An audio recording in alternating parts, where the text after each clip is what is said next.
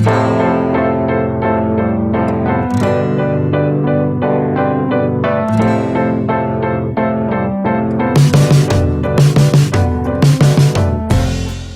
morning, everyone. I'm Megan Culp, along here with Scott Michlin. Hello, everybody. It is Thursday, June the 17th, 2021. It is. How about that? How about that? Here we are. It is also 15 months later. Oh, man. Yeah, I said it. Yeah, I said it. That's right. But here we are. And welcome. Good to see you. Good to see you, of course, as always. Belated birthday wishes, Megan Culp. Thank you. You're welcome. Mm-hmm. Good to have you back. Thanks. But this is a momentous occasion. It is a momentous occasion because this is our final COVID-19 information program show. Right. I just realized our final scheduled COVID-19. But you're right. We've been doing this every Thursday since January. Before that, we were doing it twice a week since last July. Mm-hmm. And then before that, we were doing it 4 days a week since this whole thing started in mid-March of 2020. So we think the number is 126 programs over 15 months. And this is going to be our last one because we feel that COVID is being managed. New Mexico is going to be reopening, and we're excited about that. And so if anything needs to be revisited, we will do a special show, but there's really not a reason for a regular weekly show anymore. Right. So this is the last one, everybody, and we appreciate all of you being with us, audience, for all these many weeks. And we still have a lot of good new information to share and a lot of great guests lined up. In fact, let me share that with you right now. Look at that. Look at that. Today's show. That is a lineup. Ba-bam. Yeah. There you go. Yeah. Dr. David Scrace will be joining us momentarily from Santa Fe. He is, of course, the Secretary of Health and Human Services. Dr. Bob Underwood from San Juan Regional Medical Center. Mr. Devin Neely, not a doctor. Not a doctor. Will be joining us from San Juan County, and Ms. Liesl Dees will be joining us from San Juan College, all during the show. And we have actually a look back. That's right. At the last 15 months. Yeah, it would not be a final show without reminiscing and a clip reel. Yeah. So if that's not something, I don't know what Stick is. around for that. For everybody. But to get started, we can talk a bit about kind of where things are looking this week. I know Dr. Scrace is going to want to be talking about some of the vaccination rates across the state and what that means. They're really pushing today to get to that 60%, because then 2 weeks from now, when that second vaccine is going to be fully, that patient will be fully protected from COVID. That is what they're hoping to achieve by July 1. So I don't quite think we're there yet, but Dr. Scrace hopefully is going to be joining us to fill us in and let us know if we are or if we're not. So we're going to talk about that in just a moment. So big show. It is a big show. Yeah. Exactly. But I'm going to get to some other numbers here we could share before Dr. Scrace comes on, and some of the vaccine events that are going to be happening here. If you have not yet gotten your vaccine, we can talk about those as well. Yes. So there you go. We're close. We're so close. Listeners. We are really close. We got to get those. That's true. Yeah. So that's what's coming up. But we can take a look at the latest numbers from around the state. That's not a number. That's me. But there you go. But numbers have been low. These daily numbers that we've been sharing for 66 weeks, right? Only 82 new cases yesterday across the whole state of New Mexico. 11 in San Juan County. Again, we're in the very low double digits. Sometimes we're only in the single digits, which is great to see, those cases. 3 deaths in New Mexico yesterday for a total now of 4,305. None of those were in San Juan County, so our numbers of fatalities remains at 485, and another 154 recoveries from COVID, which we're excited to talk about too. Yes. So, but I think that that case number, daily case number, is significant of only under 100, right. And it's been under 100 for the whole state. Yeah. And I think we've seen that pretty regularly for the last few weeks, which is encouraging news. And I know the state is really working to try to get reopened by July 1. That's the hope. Right. So which is coming. It's coming. Exactly. Right. So 2 weeks. It'll be here.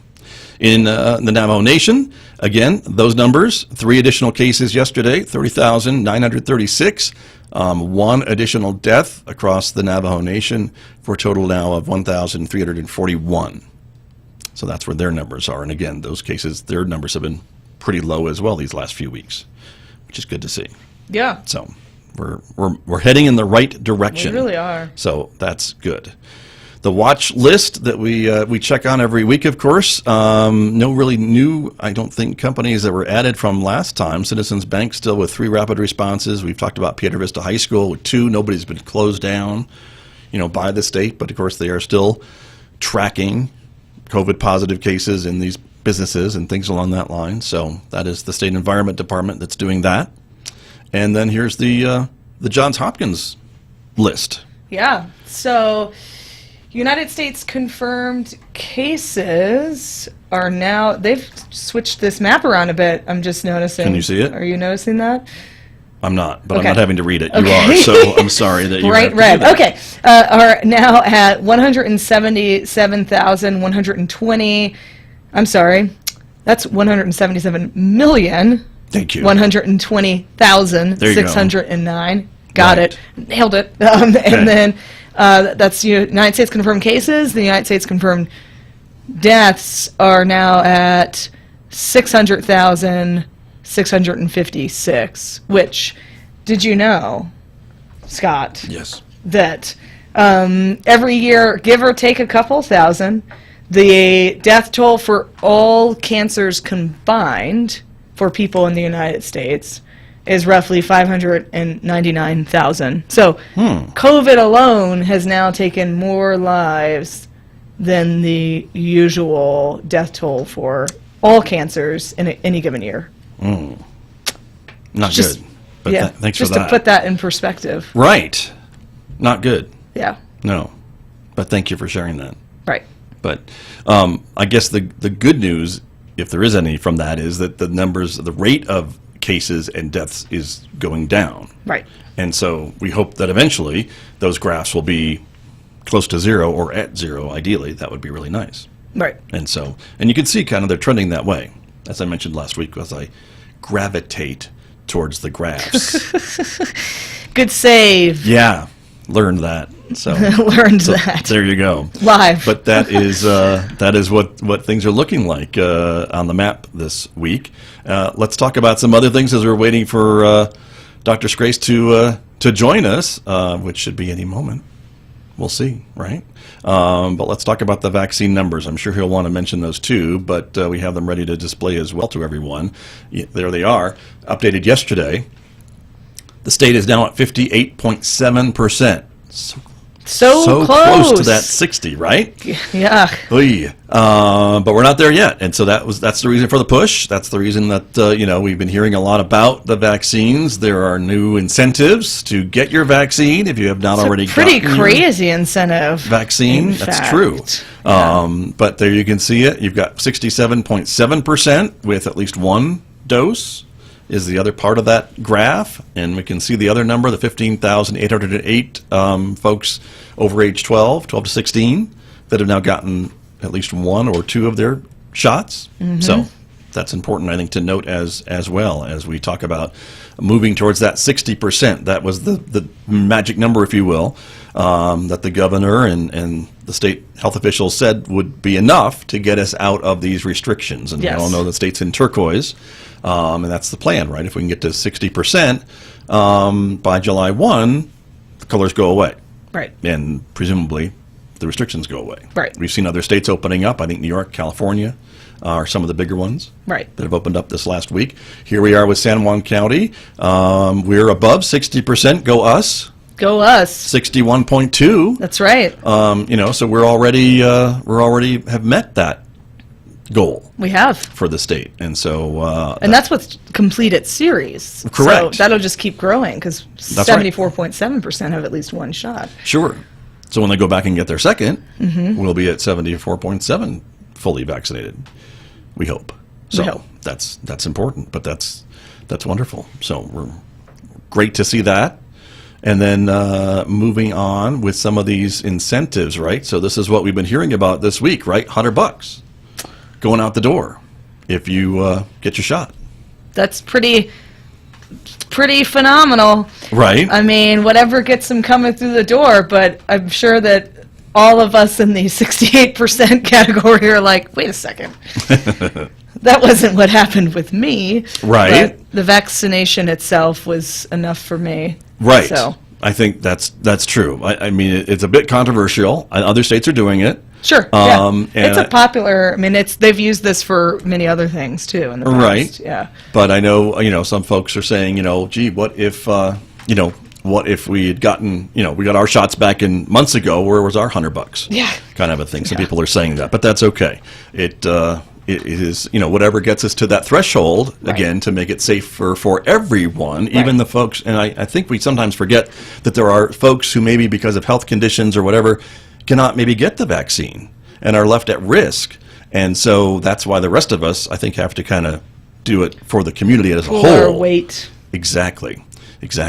We're grateful to see Dr. David Scrace, who has joined the call this morning, and thank you so much, Dr. Scrace, for joining us. We always appreciate you spending some of your very valuable time with us this morning. Good morning. Good to hear you. And again, I'm sorry I'm late. My boss called. Oh, On an airplane, and we had a few details to talk about over the vaccination efforts. So happy to be here, and I apologize again for being late. That's okay. I would think there's not much that takes preference over Megan and me, but I think the governor does. The governor so does. We can certainly understand that. But we appreciate you being with us. And so we were just talking about the vaccine rates in New Mexico, Dr. Scrace. We pulled some numbers from the website of the vaccine dashboard. I don't know if you have any other updated numbers from that, but I guess the first question would be to you, how are we looking to meet that 60% goal of a fully vaccinated New Mexico? Well, I think we're well on our way to getting there. There's been a big surge this week. I can't tell you about today yet. The data run is happening while we're talking. That goes out around 10:30. You update the dashboard around noon, so we'll know more. I heard you talking about the incentives, and it's very, very clear with each day goes on that they are working, and we're getting a real pull. People are coming in, that undecided group in the middle that we've been targeting for so long. They're really starting to sign up and show up and get their vaccines. So we're excited about the progress. I just don't have enough data right now to tell you where we're going to be at the end of the day. Also, remember, that dashboard combines state data, which we get from yesterday, and federal data, which is 36 to 48 hours in lag time. So we may not know exactly where we are at the end of the day today until Saturday, but we're all working on it. And certainly there's been a big push and a big sign up in the past couple of days as word of the incentives have gotten out. And, it's funny. I like to say I got my vaccine in December and January. I was a healthcare worker, so that was good for me. And I wanted to get in the front of the line, and because I think not dying is a really good motivation to get the vaccine, not having to be in the hospital, not having to get COVID. And I think, but what we're finding is everybody's different and different things motivate different people. And we're in that phase now where we need to help people to want to get the vaccine. And I think what we're doing is working. I've got some data on that, but I don't want to just ramble on here. That's all right. We appreciate your rambling anytime. Yeah, I agree with your incentives. So San Juan County is already above 60%. Is it possible that if the rest of the state doesn't meet that threshold by July 1st, that we would do a county by county strategy? Yeah, I don't think I would be thinking about it that way. We haven't had that discussion. You're really, really close. I think if you say, well, San Juan County is over 60, so they're in, it kind of obligates us to hold back every county that's below. And so I think in some counties, there's one way of thinking that there are counties in New Mexico that will never even get close to 60%. So we're not planning on going back to a county by county sort of level. I think the governor signaled that when she made the whole state turquoise. And I think San Juan actually benefited from that turquoise designation from the governor there in early June. And so I don't see that in the cards. Understood. It's kind of a one for all for one type of thing. sounds like. Dr. Grace, let me ask you if 60% is going to be enough for our state once we do get there for this herd immunity that we've been hearing about, or is there still going to be a push for even a higher percentage than that magic 60% number? Yeah, I think the 60% is really just that sense we have about the level of safety for the average person and the economy reopening. Remember, and these are hard numbers to quantify, but there are folks who've had COVID who aren't vaccinated. So we believe still that they have some inherent immunity against the disease. There's also, we think, for every, one person who we know has had COVID, somewhere between like a half and another person who's had COVID that we don't know about, and they presumably have immunity. So the 60% is just subtracting all those other subpopulations out to get us down to this. And so, as the vaccine, we've seen a big uptick in kids 12 to 15 with the new vaccine. I think we're going to see Pfizer in particular, maybe the other manufacturers getting authorizations for 5 to 11. I think we're going to see Pfizer getting authorization, full FDA approval for their vaccine in adults or 18 and over or 16 and over. When that happens, I think employers and other, particularly in healthcare, are going to be making some decisions about whether this is required or not. State really won't be in a position to make a decision about whether COVID vaccine is required for school kids until we have a fully authorized FDA vaccine. So there's a lot of moving numbers and moving parts. But yeah, in my world, if we could get everyone immunized, it'd be optimal. That's not going to happen, but we want to keep getting those numbers up higher. And I think the next frontier is what we do with younger kids as the vaccine becomes available. A lot of parents, I'm getting a lot of emails and calls now, which is interesting. Like, when are they going to have the vaccine available for my younger kids? I really want them to go back to school, but I'm nervous. Do you know anything about what the manufacturers are doing? And we can rest assured that Pfizer is collecting this data and doing that work, and probably Moderna as well. And we'll see in the next, I think, mid-summer, we should see more on that. Very good. And so let's look ahead. How will the state deal with COVID-19 outbreaks should they come in the future? We can have just use that restriction model and have that available if things like that do happen in the future. What are your thoughts there? So it's a great question. I am really delighted to answer that. It's kind of the first time anyone asked me it. So thanks. Secretary Collins and I have convened a team of people. We meet every Friday, and we're working on developing now a handling the pandemic going forward model. When we reach that vaccination target, I've said this a couple times, there's 2 or 3 pandemics now. There's the pandemic amongst the vaccinated, and that's pretty much over. We're seeing minimal cases, less than we would have predicted with a 95% vaccine effectiveness. There's the pandemic that's going to continue among the unvaccinated.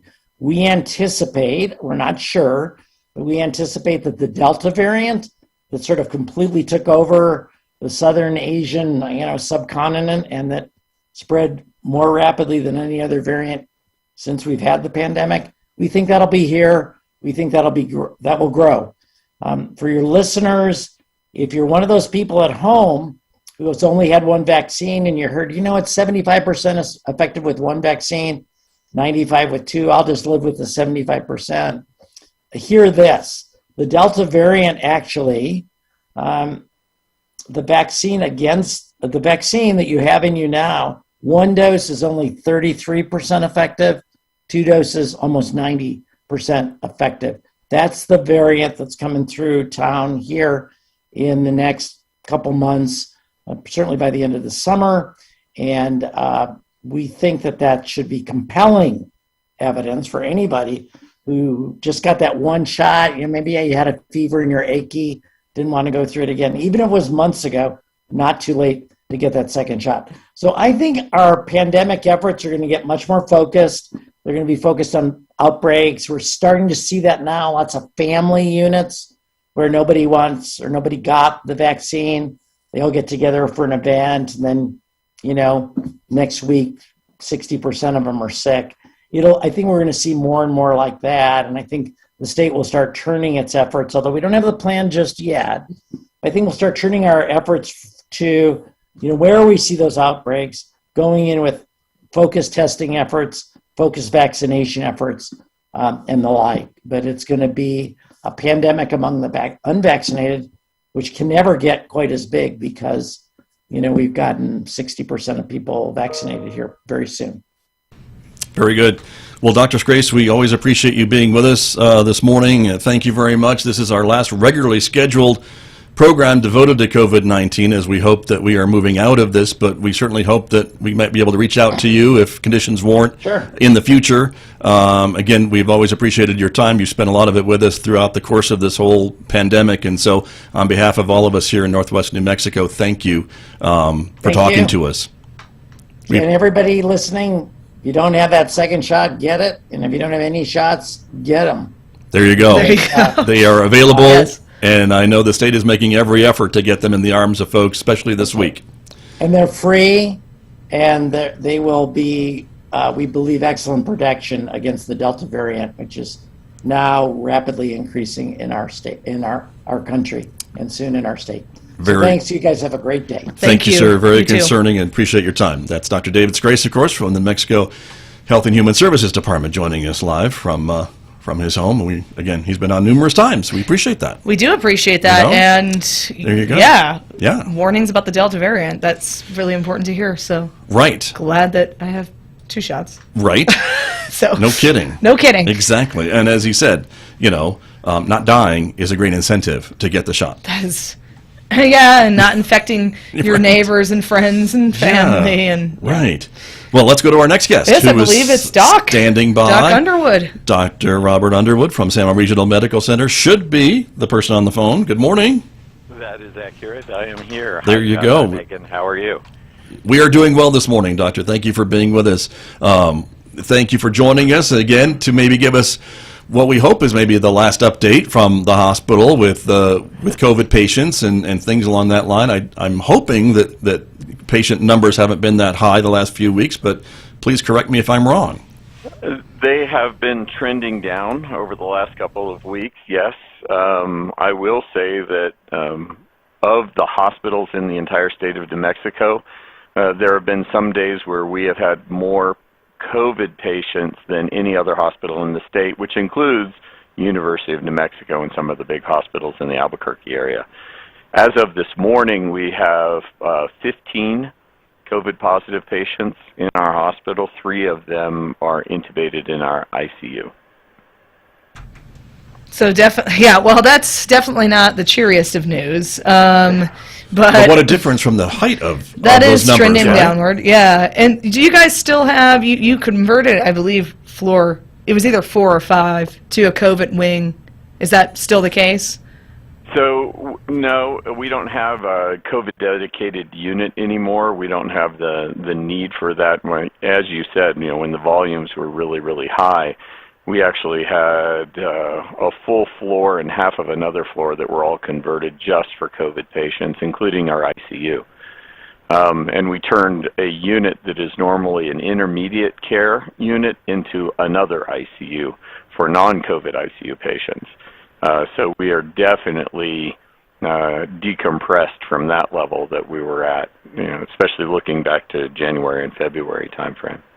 Right. And Dr. Underwood, I want to ask you, even though, our weekly programs are ending about COVID, obviously COVID is still with us. It's not going away.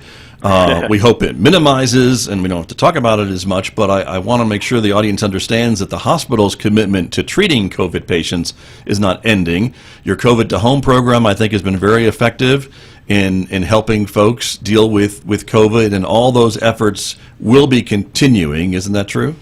Yes, sir. That's absolutely true. We'll continue everything that we've been doing up until this time. Hopefully, like you say, on a much lower scale from what we've been doing. But yes, the COVID to Home program, we have monoclonal antibody therapy, and of course we're giving vaccines, and the vaccination is available to anybody who wants it over the age of 12. There's all of those things are ongoing, and we're obviously still available and open to all diagnoses and all care that people need across the entirety of our community, whether it's COVID or not. Right, and I'm always, I mean, I'm fascinated with this question, especially now after we've had 15 months, and it's kind of a big question, so I feel like, apologies if it's springing this on to you because it's somewhat deep, but like... We hope you're sitting down. Yeah, it's not... Way to sell it, man. Don't be that trepidatious, it's kind of a big setup, but the question is, you are in a position of administration and leadership. What are some lessons that you guys have learned over there? This has been... again, unprecedented time. So what have we taken away from these 15 months? Absolutely. There's lots of lessons that have been learned in terms of our processes that are applicable in and outside of COVID. We had a very robust incident command set up prior to COVID starting. I think we really put that to the test in terms of how we run that on a day-to-day basis, and now we're meeting about twice a week to continue with our process. The ability to be flexible and adaptable, as you know, our COVID numbers have gone up, and they've gone down, and then they've gone back up again, and our ability to expand and contract our response over that period of time has absolutely been key in our processes. Of course, we learned a lot about respiratory isolation and how to do that en masse. We had respiratory isolation capabilities before, but everything from our hospital engineering team being able to shift airflow from patient rooms so we can isolate whole blocks of rooms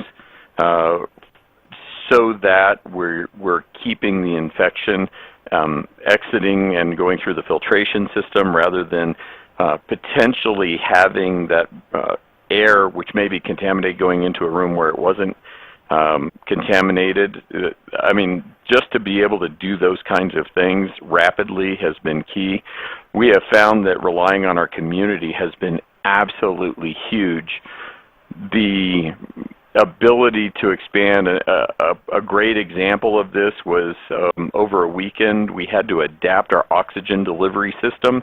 We've never had so many patients in the hospital at one time that required oxygen. We take it from a liquid form to a gas form. The simple way for people to understand that is boiling water. It's going from a liquid form to a gas form. But oxygen does that at a much lower temperature, and we found that the valve, as the demand went up, was freezing. Again, engineering worked with a lot of our local folks to change the valve system so that the aperture was bigger and it wouldn't freeze up. And so we did that working with a machine shop right here in town to get the right components in place, and it was really a phenomenal event for us to be able to do that, continue the care of the patient while we did the switchover, and then to share that with the other hospitals within our region. You know, we've worked very, very closely with Shiprock, Northern Navajo Medical Center. We worked with the two hospitals down in Gallup as well, and then the state response in terms of the patient demand and availability of bed capacity. You know, at one time we were literally on calls every morning to look at who had space in their ICU, who didn't have space in their ICU, who needed to transfer patients. I've never seen anything like it. And so to see that actually come into play, those are all lessons that we've learned. And I have to tell you that I think everybody at this organization and across the state, I can text medical directors at almost any hospital within the state of New Mexico now because we were discussing things so frequently about needs. In fact, I've got a call set up tomorrow with all of our local hospitals at about noon just to talk about demand and bed capacity and staffing capacity. Those things didn't exist before this whole pandemic started. Wow. I mean, I thought I was super clued into all that was happening, and there were so many things that you just said that I had no idea about, which is why I asked the question, of course. But that's significant, and hopefully we can take some of that stuff with us into future disasters, which will happen, whatever they may be. But Dr. Underwood, thank you so much for your continued work at San Juan Regional Medical Center, the role that you've played in these past 15 months with this thing that has tore through our town. And so our appreciation to you and all of your colleagues. Thank you. It has been yeoman's work, for no doubt about it. The folks and the team here at the hospital have stepped up in times that were very, very challenging. We've lost some of our caregivers here to COVID, and the fact that people keep coming in, keep doing the work, and it hasn't been easy emotionally, physically. I could not be more proud of the caregivers at this facility, from physicians to nurses, respiratory therapists, to housekeeping, to food services, just across the board. I do not know anybody at this hospital who hasn't been affected in some way and has been part of the solution to make us successful. Well, we appreciate all of their efforts and yours, and of course all of you who have always been available to talk to us when we've asked and provide information to our audiences. We certainly appreciate that too, Dr. Underwood, so thank you. Yeah, likewise, and thank you for supporting us. To all of the KSJE and certainly to you, Scott, and to Megan. You have been a great resource for our community to get information out about what was going on with the pandemic, so thank you. You're very welcome. It's been our great pleasure to do this program, and as we said, COVID's not going away, and neither are we, just this weekly show, so we'll be back as warranted. But stay well, Dr. Underwood, and we'll figure out another reason to talk to you for sure. Don't worry about that. I appreciate that. All right, very good. That's Dr. Bob Underwood from San Juan Regional Medical Center. Again, always very gracious with his time, as Jeff Bourgeois, the doctors. Right. The other doctors. Other doctors from San Juan Regional. I mean, whenever we would call, I don't know how much scheduling or rescheduling they would have to do to fit us into their day, but there was really never a no, we can't do it. Exactly. So they've been invaluable. Indeed. And we really appreciate that. So let's go to our next guest. Is this Devin Neely? Yeah, it's the combo breaker, the non-doctor. Right. Right. But that's okay. The unique Devin Neely, with his own set of skills, has joined us now from San Juan County on the phone. And Devin, thank you for calling in this morning. We always appreciate it. You were a guest on the very first COVID-19 program here on KSJE, as was Dr. Underwood as well. We didn't mention that, but Devin was also one of the very first guests, and so welcome back. Yeah, well, thank you so much. I appreciate you, and rather than save it till the end, I want to say thank you to both of you for the dedication that you've had over the last 15 months to informing our community and giving us in the communication and emergency response field a platform in which we can speak directly to our constituents, our residents in this county, and keep people informed. So thank you both for your dedication to this response as well. You're no less important than any of the rest of us because getting the information out on the streets is highly valuable as well. So thank you. We live on the streets. That's our job. But thank you. And a happy birthday to you, Megan, just a little bit late. Thank you. Thank you very much. Yeah. There you go. A double prime number. That's what I've been saying. Wow. I know. 66. Yeah. 55. I'm just kidding. Wait, what? Anyway. Yeah. So, Devin, okay, so where are we at county-wise? What are we doing here? I know July 1st is that vaccine benchmark, and then I guess the map goes away. I mean... If we make that 60%. Yeah. Correct. You're exactly right, Scott. So right now, the state is in a perpetual turquoise ranking. The governor announced that until the color rankings go away, everybody's just ranked at a turquoise, which has taken a lot of pressure off of our businesses and the business community to worry about that from day to day and what's going to happen in the next 5 minutes, it seemed, because things were changing really quickly very early on in this situation. So that's been positive, just sort of in general for a stability standpoint, really. What that's also meant is the pandemic has not gone away, but we can lower our guard just a little bit. I heard Dr. Underwood was still talking about some of the challenges at the hospital and other medical providers, and that will continue for some time to come. But there is a reasonable amount of normalcy going on in the rest of the world, and that's felt really good to me. I assume you guys too have probably felt that as well. But on the county level, there is still a response from the Office of Emergency Management. There continues to be some need for coordination of PPE to certain organizations, and there are still minor outbreaks that require response from one level or another, and so the Office of Emergency Management continues to meet those needs. And I have to say quickly, Dr. Underwood mentioned that there really is new infrastructure that is being built across the state for medical providers to talk to each other, hospitals to talk to each other. In our county, it's quite unique. Through the Office of Emergency Management and Emergency Manager Mike Mestis, a lot of that communication and collaboration was already in place. There are yearly drills to get everybody on the same page and in the same room, from first responders to oil field organizations and even outside of the first response agencies, the city, county, town managers, all of those things. Everybody knows everybody. We've been around the same tables. I work closely with other PIOs for the rest of the year, and so the response in this county was organized from very early on due to the efforts of Mike Mestis.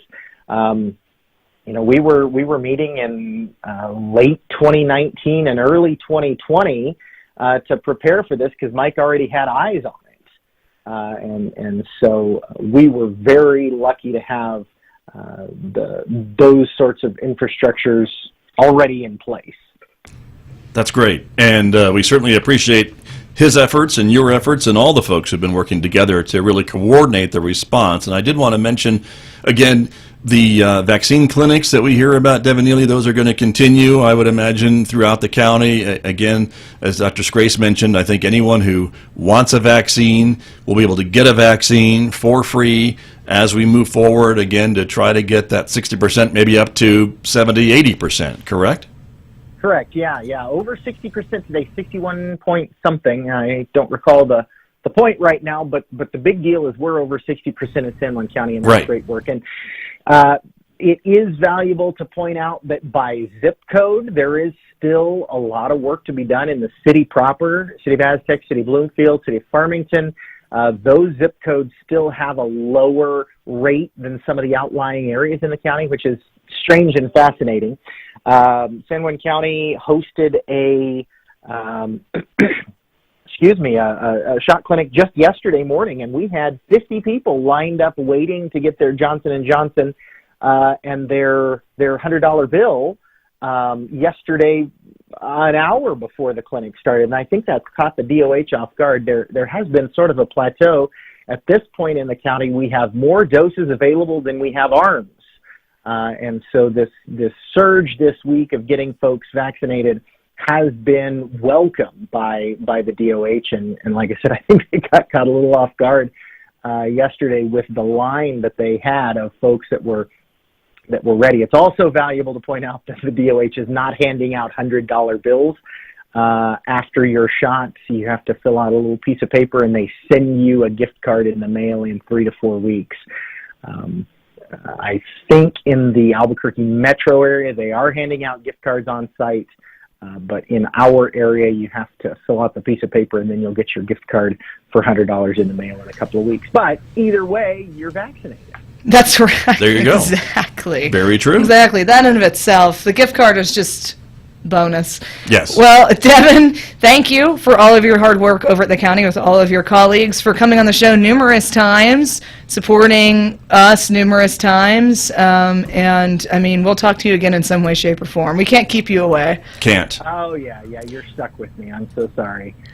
But I'm working on improving my Mike Starkley things to do, so you might see a thank you note in your mailbox soon. That is the most Devin Neely thing I've ever heard. I've ever heard. See? Live on there you air. go. Exactly. Well, Devin, you're You're a great bookend for our program. Yes. First and last. Thank you very much.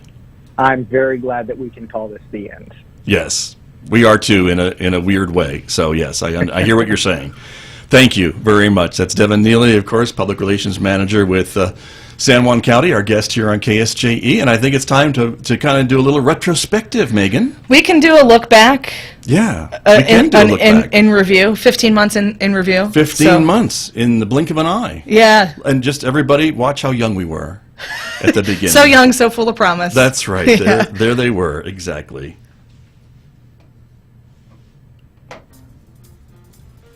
Good morning, everyone. I'm Scott Michlin, along with Megan Cullip. Hey, good morning, everybody. Thank you for being here. This is our first COVID-19 local information program from KSJE. Yes. And we are here to provide local information to our audiences on Facebook and YouTube about the community's response to what's been going on. And I know you've been watching things happening and really being amazed by some of the more positive stories that we're seeing in the community, which is great to see. And we want to share some other local information as well. Yes, tons of positive stuff, actually. I feel like this is redeeming social media. Well, we're going to try. We're going to try. But we also have some guests who are going to be calling in from time to time. And this is going to be a daily show, everyone, Monday through Thursday, 9 a.m. Every morning, Monday through Thursday, here from KSJE, as we share whatever's going on that particular day with our audiences. That's the plan. That is the plan. Megan's committed to being here. I am committed to being here, yes. We appreciate that. Thank you. So there you go.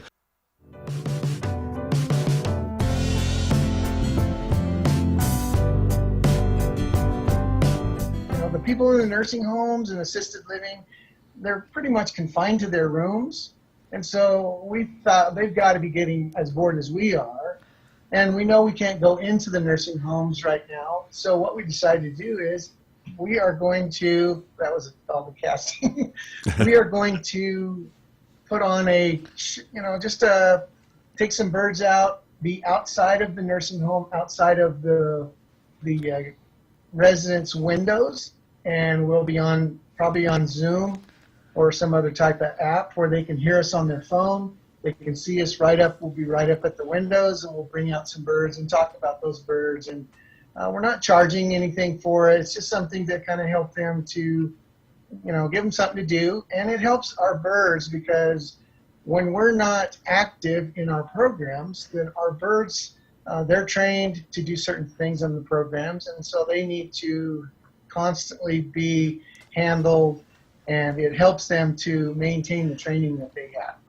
Spooky, for instance, she needs to be handled and she's talking. She's talking, yeah. So she stays, sure, within training. Right. So, because I'm sure normally she's not hanging out in the house with you all the time, like today. No, she doesn't hang out in the house with me. She is very tame. She's, I've been doing this for over 40 years, and I've had dozens and dozens and dozens of different types of birds of prey. And she's one of my favorites because she is such a sweetheart. And when we're doing our shows, she's probably the most popular bird that we bring out because of her size. Well, right. She's a Eurasian eagle owl from up around Russia, and these are the largest owls in the world. And so she gives when we bring her out, she has about a 6-foot wingspan, and she has feet the size of an eagle seeker. Oops, I think she's gonna. There's There's the wingspan. Now we see it, Yeah. and the feet, and everything. Wow. So she gives a great example of the size of the Eurasian eagle owl. But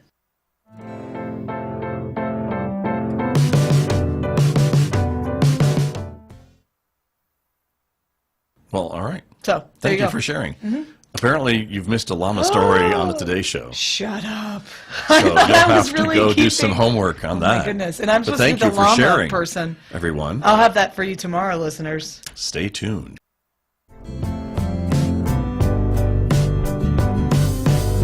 Right, grip, and I'm trying to swing more down and through instead of lifting up. Down, through, instead of lifting up. So there's your tip for the day.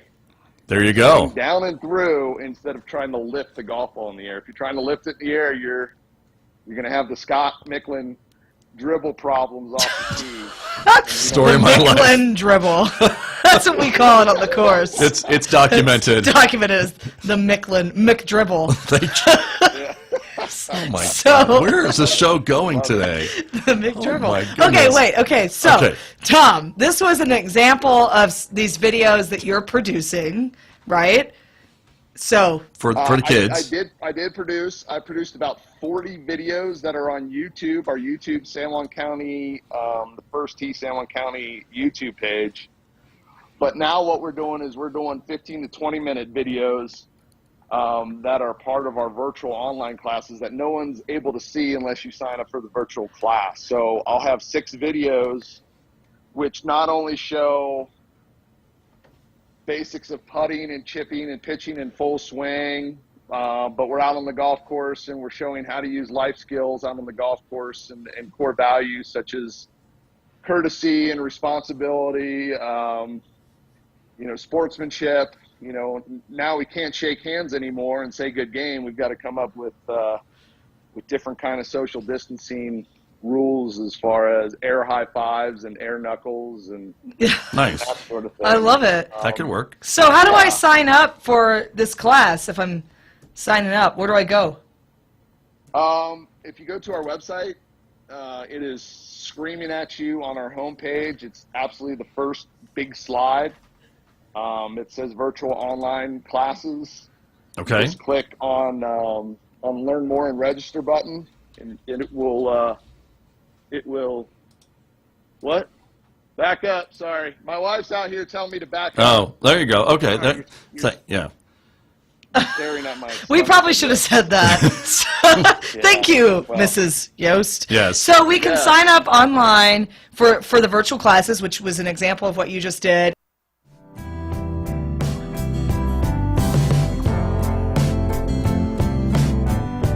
We're not all in the same boat, but we are all experiencing this event differently.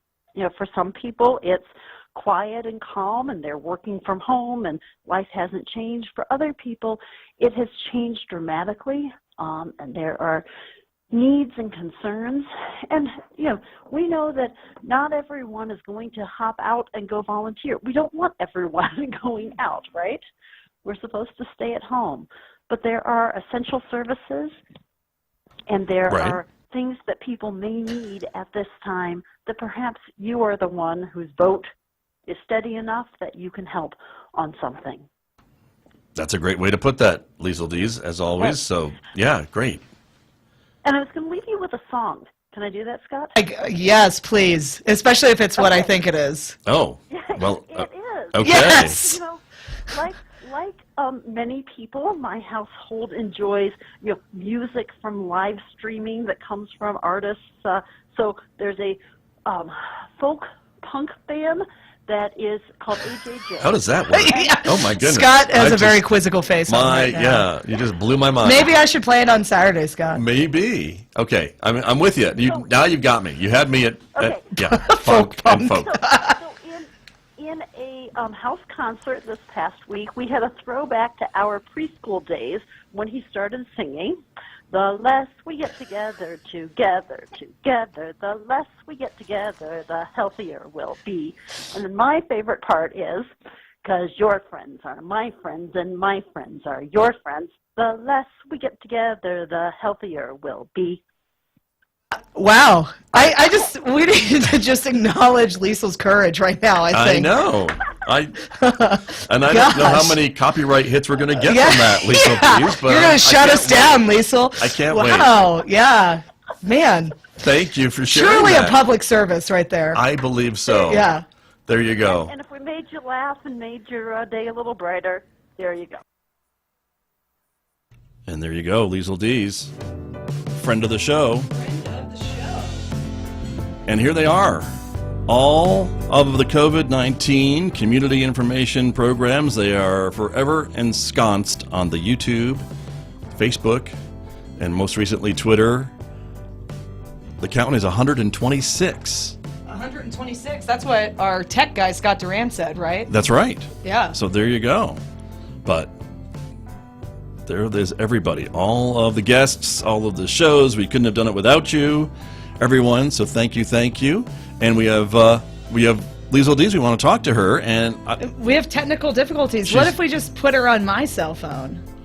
Is that would possible? sound awful. That sounds awful. Is there a phone number you could give me, and I'll call her? Yes. Do we have a local number that I could call? Yes, we do. With Liesl, as we're scrolling through Absolutely. all 124 shows. So the local number You're not going to give it on the radio. Is this. Yeah. Thank you. And you can talk about llamas. Well, I could. Yeah. So llamas in the beginning were very prominent in this whole thing, and there was all sorts of talk about llama antibodies and ways in which that might help us develop new treatments. And this is partially because camels were big in MERS, which was a different coronavirus, the Middle Eastern Respiratory Syndrome, MERS. So that's a big thing that we never heard of again. And I think we got her now, right? We do have her. Okay, cool. Yes. We have her because she answers her phone. She's great like that. There we are. We figured this out. Sorry, Liesl Dees, but Yeah. we had to reach you one way or the other. If you can call us, we could call you. I am thrilled to get on the last show. Well, we are thrilled to have you on the Not last just show. on the last show, but the last guest of the last. Like, you're closing us down. Right? How about that? Awesome. There you go. Can I give a little short update on the Want to Help line? Yes, please. Yeah. You bet. Please do. So for people who may not have been with you the whole time, the Want to Help line was created way back in March and April of 2020, and it was a collaborative effort between San Juan County, San Juan College, the City of Farmington, and the United Way. And the idea was to connect people who wanted to do something, but, we were all a little lost about what we could do back then. And some of the great success stories that came out of this are we actually helped with COVID testing, with the vaccines.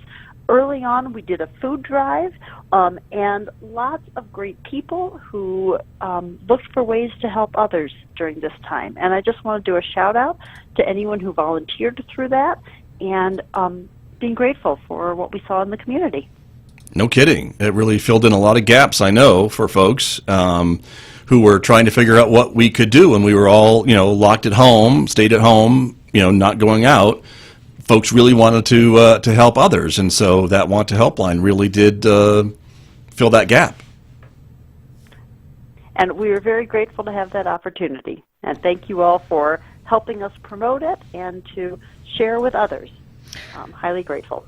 Yeah, for sure. Well, and you're like the community matron. I don't even know if that's the right use of that term. But, okay. Yeah. Okay. That was, Megan said that. Scott didn't get, he didn't. That sounds like something I would say, but I didn't say it this week. Well, now we've just rubbed off on each other. We've had so long together. And that's true. You don't have time to mute the mic nearly as quickly as you used to. Nope. You're getting slower. It just happens. Anyway, so give us, what do you think, Liesl, over all this time, what are some lessons about community that we have learned? I know that that's somewhat of a deep question, but go for it. Sure. Well, actually, I was reflecting on the song that you just played of the less we get together is what we had to do a year ago, and kind of ending it with a thought of the more we get together, ultimately the good that we can do for each other. So that is my preschool reflection on the end of the show. Very good words, I think. That's nice right. thing to end on. We were both touched by that statement. Yeah. No, I think that's true. And I think we've learned a lot about, speaking for myself, I've learned a lot about myself and my community during this past 15 months, 66 weeks. And I think we can take some of this. I hope we can take the good going forward and maybe leave the bad behind. Right. That's what Amen, I say. Scott. There Perfect. you go. Well, Liesl, again, thank you for being part of our first show and part of our last show. We certainly appreciate it. And, of course, all the work that you and your staff have done throughout these 66 weeks for the community, it just is immeasurable. And I know there are other stories and other folks who have volunteered as well, and we celebrate them all. So thank you very much. Thank you, Scott. Thank you, Megan, for all that you've done. Thank you. That's Liesl Dees, Community Learning Center Director here at San Juan College. Friend of the show. I don't know how many t-shirts she now has. Probably a bunch. She Right? also, and this is important, throughout this whole time, on occasion I would share an interesting story or fact or whatever. Yeah. And I would mention a personal algorithm. Right? That was Liesl Dees. Oh, okay. Personal She was algorithm your review. built-in focus group. She was totally the built-in focus group. Yes, she would send Well, me Liesl, various things. thank you for doing that. That is really yeoman's work right there. Yes. Yeah, the llama stories, Yeah. and roller skating, other strange. Oh, yeah. Right. Ethical quandaries. Do I go get my Those- elderly neighbor groceries? I mean, there's been a lot. Right. Really. Yeah. Those long hikes and you couldn't escape her. You just had to stick with her and listen to whatever she had to say. I mean, all that stuff. I understand it. There you go. Okay. I mean, that's not untrue. Yeah. Yeah. That's why I said it. That's why I said it. Thank you, Liesl. Do stay well and take care. Thank you very much. you. You bet.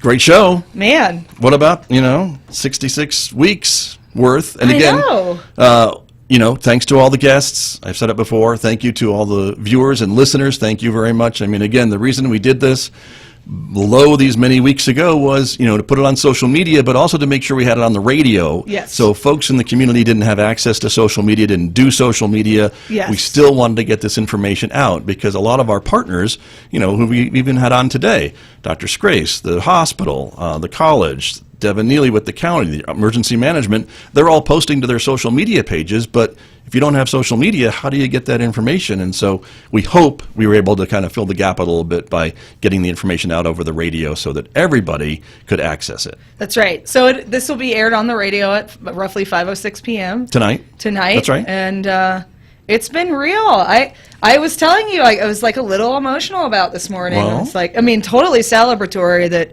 this is where we're at. Yeah, we're kind of.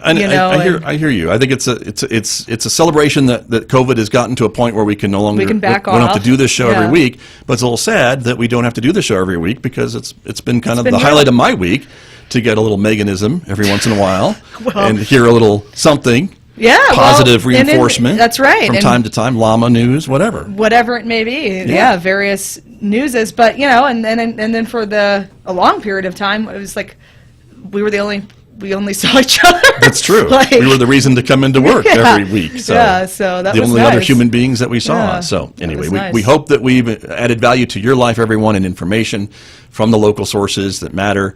And we appreciate all of your support, of course. This is KSJE, and we hope you will all stay well and stay tuned. And we will see you again soon because there's more up our sleeves. Scott and Megan will be back in July. So stay well, everyone, and have a great Thursday.